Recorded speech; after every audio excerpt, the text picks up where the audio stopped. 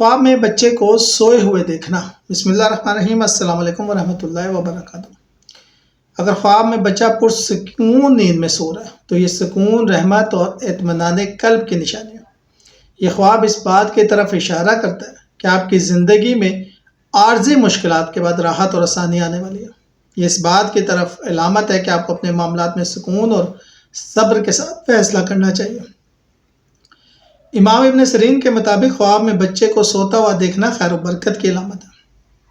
یہ اشارہ کرتا ہے کہ خواب دیکھنے والا ایک محفوظ حالت میں اور دشمنوں کے شر سے بچا ہوا ہے۔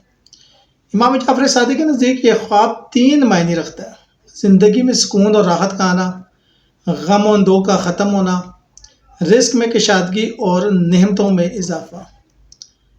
اگر خواب میں بچہ سو رہا ہے لیکن بے چین یا روتا ہوا دکھائی دے تو یہ اشارہ ہے کہ آپ کو اپنے معاملات میں لاپرواہی سے بچنا چاہیے۔